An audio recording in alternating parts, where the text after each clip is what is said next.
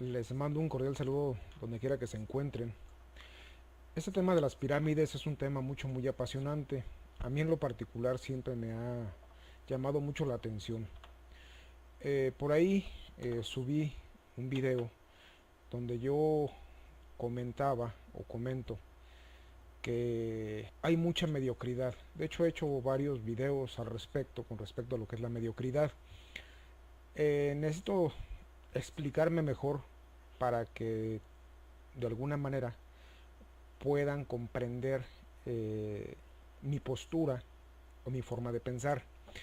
Es muy fácil hablar, el problema no es hablar. Uno de los detalles que tiene la lengua es que no tiene hueso, entonces pues se puede mover como se le da la gana. Y tener un micrófono y una cámara al alcance es algo muy delicado, no es tan simple ni tan sencillo nada más subir o hablar por hablar, subir información o hablar por hablar. Para hablar tenemos que tener bases. Yo hablaba en el último video que comentaba de la mediocridad, que por lo regular el 95% de la población es mediocre. Tenemos un concepto muy distorsionado de lo que es la palabra mediocre. Por lo regular la mayoría de las personas, y eso porque lo he platicado, y cuando yo les cuestiono o les pregunto, oye, ¿qué opinas de las personas mediocres? Se explayan o se extensan mucho en hacer ver que una persona mediocre es una persona pusilánime, una persona falta de carácter, hablan de lo peor. En realidad no es así. Una persona mediocre es una persona que tiene un estándar medio, que es el grueso de la población. ¿Qué es un estándar medio? Bueno, que por lo regular una persona no busca la excelencia, y eso es muy sencillo, lo podemos ver en las aulas de las escuelas, que solamente hay muy poquitos alumnos que son de excelencia. El grueso de los alumnos se conforman con pasar de año. Eh, Me saqué un 6, me saqué un 7, ya pasé de año. Esa es una mentalidad mediocre. ¿Qué es una mentalidad mediocre? Bueno, como obrero. Eh, bueno, el patrón me paga poco, hago lo que me toca, no me esfuerzo por hacer más. Por lo regular este tipo de personas no suben de escalafón. Esto me pasó a mí cuando trabajaba en Fertimex hace muchos años. Cuando yo ingresé, prácticamente en 6 meses, yo subí 4 niveles, 4 escalafones. Y había personas que ya tenían 1 año o 2 años trabajando. Y ellos esperaban que por la antigüedad lo subieran de nivel.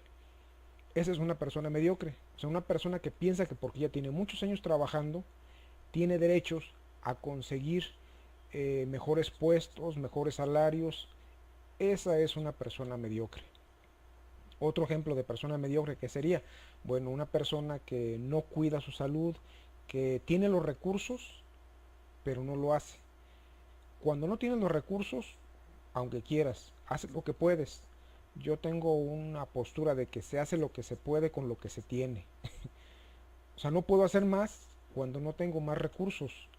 Y tenemos que ir amoldándonos o apegándonos a las circunstancias.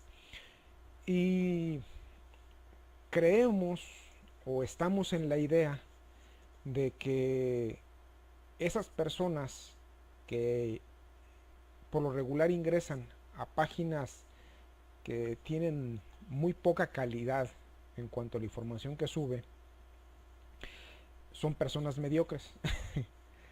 eh, Ahí hay de todo. Les voy a mostrar unos gráficos. De hecho, en este video les voy a mostrar varia, una información bastante variada. Algo con respecto a las pirámides, pero antes quiero aclarar esto de la mediocridad y les voy a mostrar unos gráficos. Yo por lo regular hago mis propias cuentas o saco mis propios números. Yo no me conformo con lo que hay en la red. Para mí, la información que hay en la internet, para mí es una maravilla. Antes a mí me tocaba leer o investigar, por ejemplo, aquí tengo un volumen de una enciclopedia. Esa es enciclopedia, perdón, ya está bastante viejita, maltratada. Estas enciclopedias es la que utilizaba uno antes para poderse instruir o para poderse informar. Eso en cuanto a diccionario, pero en cuanto a ciencia, pues se manejaban esos libros, ¿sí? Entonces ahora ustedes jóvenes que tienen la red de la internet a su alcance, tienen un mundo de información. Afortunadamente hay una enciclopedia gratuita que es Wikipedia, que es un gran aporte a la humanidad. Podemos buscar cualquier información en la red, en la internet, y la vamos a tener al alcance de nuestras manos. Vivimos una nueva era en la que antes no era posible, no era factible. Entonces, aprovechemos estas herramientas. Ya no hay manera de que pongamos excusas o pretextos para no podernos informar o tenernos al día con respecto a la tecnología o los avances. Les voy a mostrar unos gráficos para que más o menos me puedan comprender de lo que les hablo. Este gráfico que vemos aquí en la pantalla es con referente a los países en el mundo que tienen el español como lengua oficial. Por ejemplo, México aquí dice que son 120 millones 286.655 habitantes que tienen como su lengua madre el español. Y de ahí hay varios países en Latinoamérica y en Europa. Pues en Europa está lo que es España. Pero no solamente hablamos de este volumen de personas que es bastante grande. También hay países de Europa o país de Estados Unidos de Norteamérica que yo los identifico como angloamericanos, o sea, personas que tienen el idioma inglés, pero que ya nacieron aquí en América. Y Brasil, que su lengua oficial es el portugués. Aquí hay unos porcentajes, por ejemplo, en Estados Unidos el 16.3% habla español.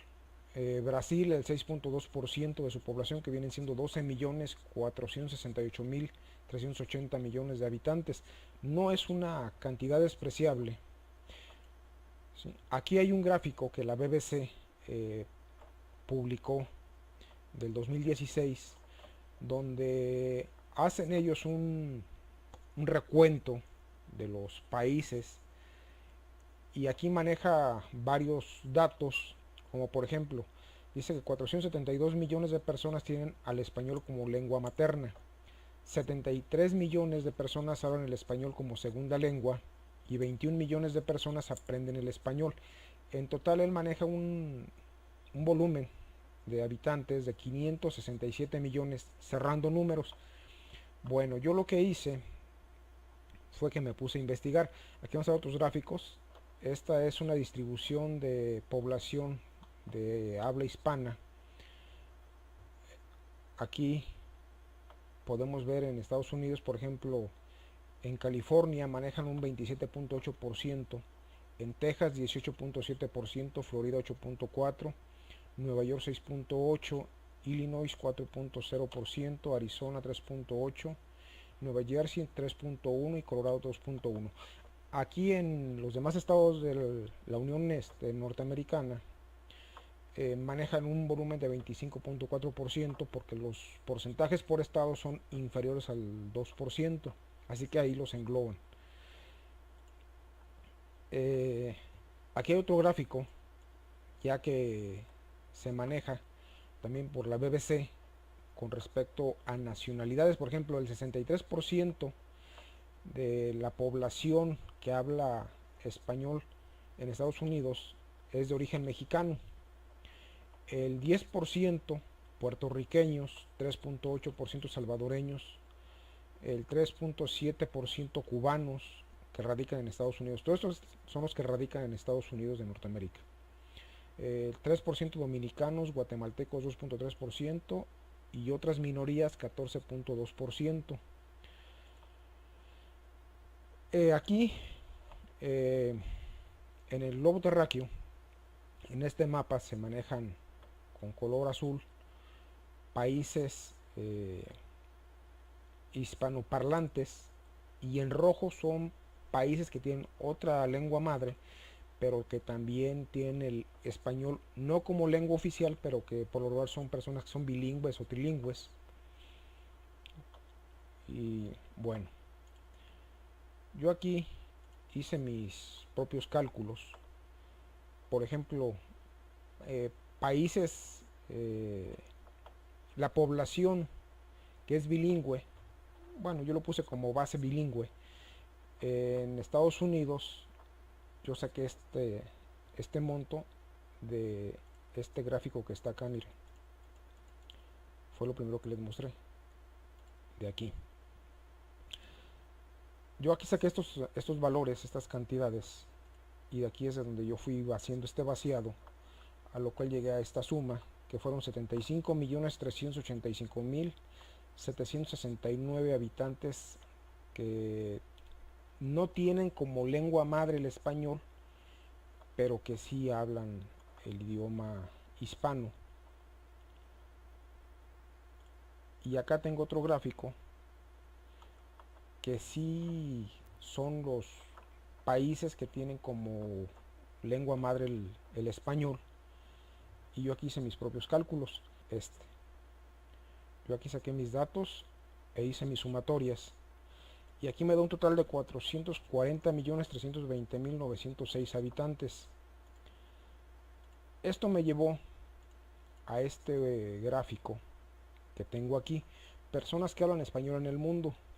Como idioma oficial, 440.320.906 habitantes. En proceso de aprendizaje, 21 millones. Yo esto lo saqué de aquí. De aquí, 21 millones de este gráfico. Fue el único valor que tomé porque no encontré de dónde sacar este dato. Entonces lo estoy tomando de aquí. Estos datos de aquí no los utilicé. Yo saqué mis propios valores, que son los que están acá. Y como idioma no oficial, 75.385.769. Ahí me da una cantidad inferior de 515.727.677 millones de habitantes de habla hispana en el mundo. De aquí, si sacamos un porcentaje de estas personas, estaríamos hablando que son 515.727.675. Yo les hablaba de un 5% que es población que de alguna manera no se conforman con lo que se les dice. Son personas que se salen de la media y que no son personas mediocres. Bueno, vamos a multiplicar esta cantidad, ¿sí? Vamos a sacar el 5%.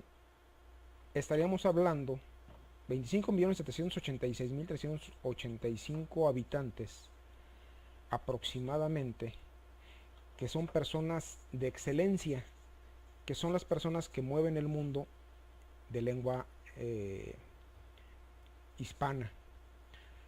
Así que, amigos míos, si ustedes observan los portales de internet donde hay youtubers que suben información de importancia y que tienen 500.000 suscriptores o 1 millón de suscriptores, si sacamos esta proporción de 1 millón con respecto a 25 millones, que es el 5% de los que yo les hablo, pues es un nada. O sea, ya los porcentajes que yo les di son muy inferiores en cuanto a las personas que se acercan o que accesan a información educativa o información de importancia o de cierta relevancia. Así que no tienen por qué sentirse excluidos o pensar que yo me refería a ustedes, que sí se preocupan por investigar, por ver, por poner en práctica X cuestiones. No se sienten excluidos. Así que la población solamente de habla hispana, no se hablan de otros idiomas, personas de habla hispana es arriba de 25 millones de habitantes o de personas que sí buscan la excelencia, que sí buscan salirse de la media. Entonces, un saludo y vamos a iniciar con esta información y con este video del que yo les hablaba. Eh, no pensemos que una persona que tiene un título universitario o que tiene una preparación académica alta es una persona de excelencia. No es así. También ese es un error muy grande. Pensar que porque ya tienes un título universitario, ya eres una persona de excelencia. Hay hay muchos profesionistas que son mediocres y podemos encontrarlos a pasto, infinidad. Ingenieros, arquitectos, licenciados, no sé, piensen en cualquier profesionista con un título universitario, que muchos estudian una carrera universitaria solamente por el dinero, porque piensan que al tener ese título universitario se van a hacer millonarios o porque van a tener una vida más cómoda. Pero bueno, yo qué les puedo decir. Pudiera ponerles muchos ejemplos de personas de éxito que con trabajos terminaron la primaria. Uno de ellos acaba de fallecer. Es este famoso escritor Eduardo del Río, mejor conocido como Ríos, que fue un caricaturista de los agachados o de los supermachos. Fue el creador de los supermachos y mejor conocido como Ríos. Este hombre no terminó la primaria y sin embargo sus obras y sus trabajos hablan por sí mismos. Y así como él pudiera ponerles más ejemplos, pero este en particular con trabajos terminó el quinto de primaria y no por eso es una persona mediocre. Entonces, el concepto de mediocridad nos va a espantar horriblemente cuando realmente nos demos cuenta que una persona mediocre es aquella que empieza algo y no lo termina, o que medianamente hace las cosas. O sea, tiene algo en mente pero no las lleva a cabo, o no aporta nada a la sociedad, o medianamente aporta. ¿Por qué? Por miedo, por envidia, sus razones y sus factores tendrá. Bien, retomando lo de las pirámides, eh, hay una persona que a mí me llamó muy en particular la atención, que se llama Herminio Fernández. Es un gallego que radica en Barcelona, España, de oficio carpintero ya jubilado. Quiero pensar que ya muchos de ustedes ya eh, lo conocerán o ya sabrán de quién hablo. Al ver su trabajo, me llamó la atención una máquina que él inventó para elevar o levantar bloques en este caso de granito, porque él se enfocó a lo que vienen siendo las pirámides en Egipto. Él trató de dar una solución de cómo se fueron elevando estos bloques de granito a través de la pared inclinada de las pirámides, tratando de quitarle un poco esta parte mística o esta parte de inexplicable y queriéndole atribuir esa tecnología a seres extraterrestres con avances tecnológicos muy grandes que al día de hoy supuestamente no contamos con ellos. Entonces les voy a compartir este video, espero y lo disfruten y espero haberles aclarado un poco con respecto a lo que viene siendo la mediocridad. Les mando un cordial saludo, mis respetos, un saludo, y no hay que menospreciar a nadie.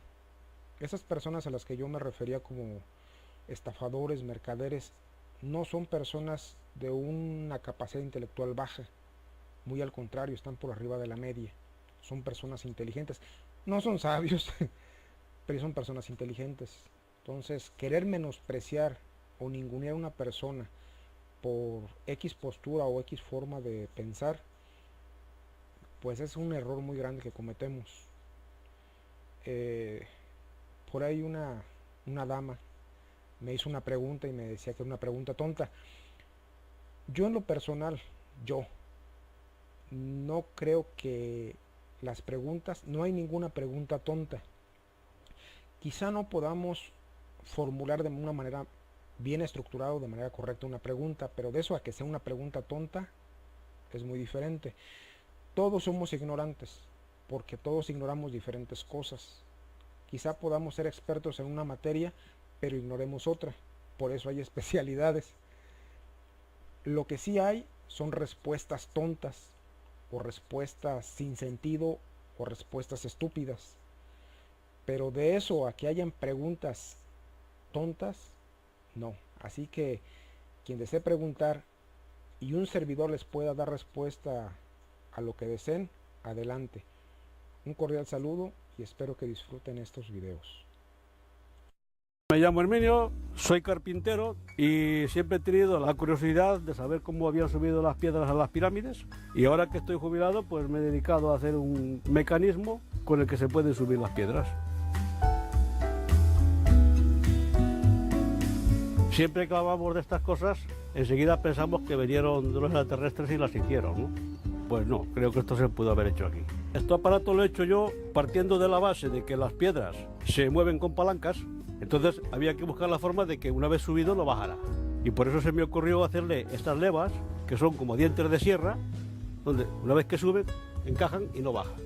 Cuando llega aquí, el carro hace así y lo empujamos hacia adelante.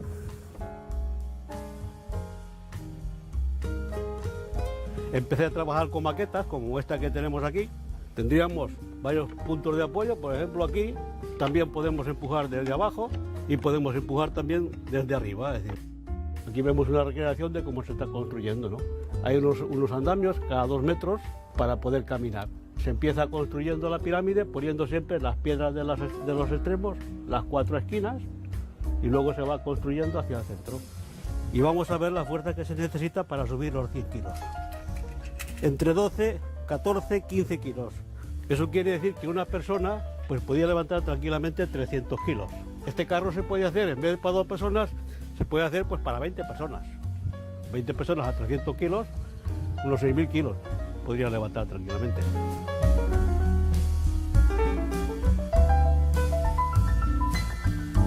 ¿Por qué no se puede hacer una rampa? Pues muy sencillo. Para hacer esta pirámide necesitaríamos hacer esta rampa. Ponernos a desmontar la rampa después sería un faenón, teniendo en cuenta que la rampa lleva más piedras que la propia pirámide. A mí ya me gustaría hacer uno, como mínimo para 6 personas y poder utilizarlo. La idea es demostrar que el aparato puede funcionar, puede subir las piedras. Ahora mismo tenemos 240 kilos. Yo tampoco te voy a decir que ellos usaron este aparato, porque claro, yo no estaba allí, no lo he visto. Yo lo único que digo es que con este aparato se pueden subir las piedras. No tengo explicación, no sé por qué la gente de repente ha sentido tanta curiosidad por este tema, no lo sé. Si yo pudiera permitírmelo económicamente, pues haría una demostración a gran escala, para que todo el mundo viniera y lo comprobara por sí mismo, es decir, que dijera que pues, vea, esto realmente funciona, ¿no? Y además que la gente pueda subirse por las escaleras, pueda coger las palancas y pueda sentirse por un momento como un esclavo egipcio, ¿no? Es decir, bien.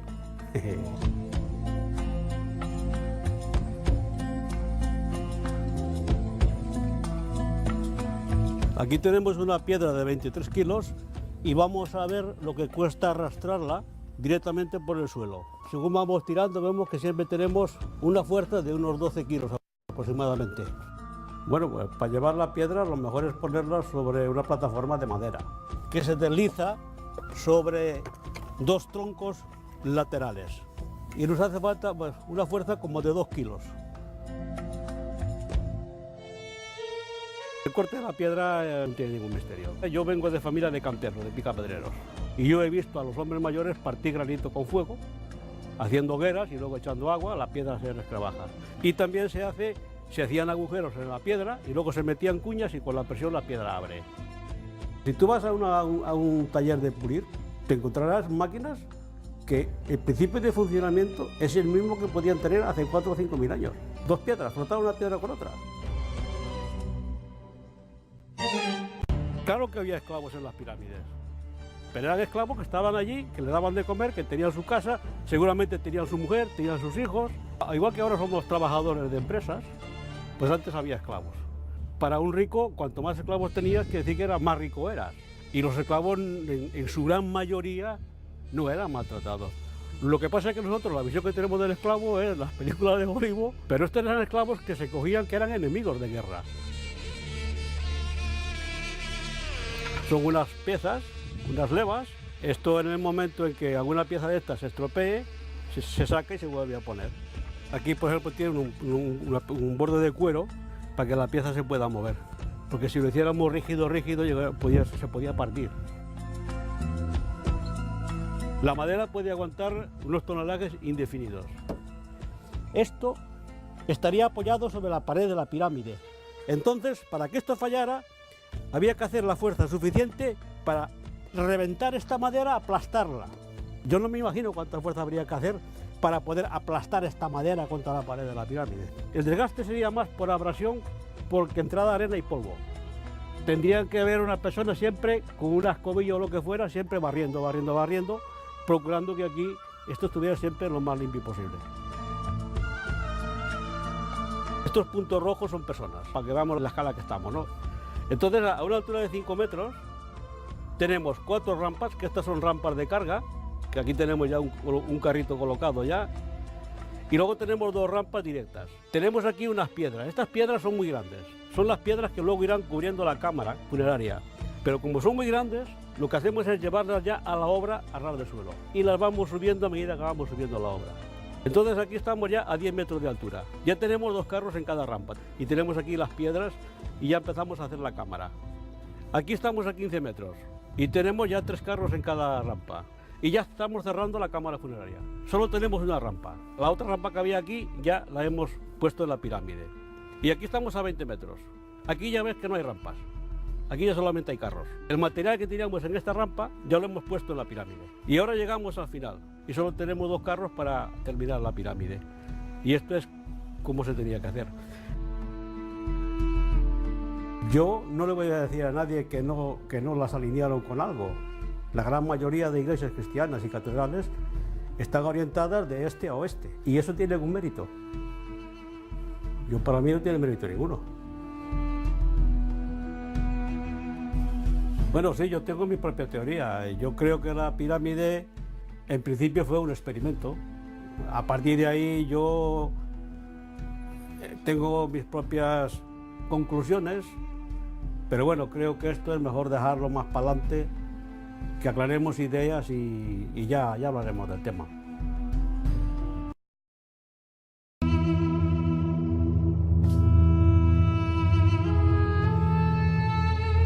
Bueno, la Gran Pirámide en principio es un monumento funerario. Se construye para sepultar al faraón. Desde mi punto de vista, es una teoría, a lo mejor no es cierta, pero se construye pues casi como un experimento. Un experimento que, desgraciadamente, posiblemente no salió bien. Bueno, pues aquí vemos unos conductos, que son estas líneas oscuras que hay aquí, les dicen conductos de ventilación. Pero estos conductos no pueden ventilar porque están taponados. Y sobre todo hay una cosa muy curiosa, que los tapones que tienen están atravesados por unas piezas metálicas, por unos clavos. Yo he estado dando vueltas a la idea y a lo mejor no es correcta, pero yo creo que estos conductos eran para atraer los relámpagos hacia la cámara. Aquí a alguien se le ocurrió que se podía atrapar la luz y que se conseguían llevar los relámpagos al interior de la cámara, la podían mantener iluminada perpetuamente. La luz del rayo para ellos era la fuerza de los dioses. Si conseguían atrapar al dios allí dentro, podía llevarse al faraón directamente. Y por eso pusieron esos clavos, porque ellos sabían que a través de los clavos el rayo podía pasar. De hecho, otra razón es que la cámara aquí es muy grande, es muy alta, y sin embargo tiene una entrada muy estrecha. ¿Por qué? Porque si conseguían atrapar la luz, esta entrada la podían sellar.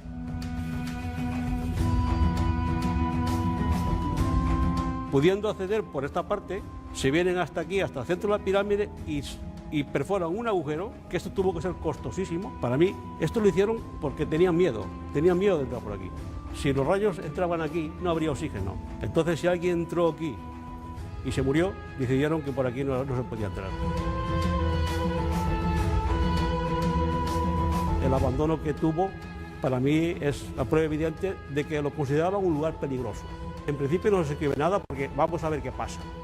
Y si yo espero un gran acontecimiento, para escribir sobre él, esperaré a que suceda y luego escribiré sobre él. Y tampoco escribiré después porque, visto lo visto, después del desastre que yo creo que sucedió, valía la pena, a lo mejor era no decir nada. Yo lanzo el reto a quien quiera demostrarlo, para que vayan allí a la pirámide, hagan un análisis del polvo, de la ceniza, del herrumbre que hay por las piedras, para poder justificar si efectivamente eso pudo ser producido por los rayos o no. Si no hay rastros, quiere decir que estoy equivocado, pero si hay rastros, pues entonces estaría en lo cierto y tendríamos que empezar a ver la pirámide con otros ojos.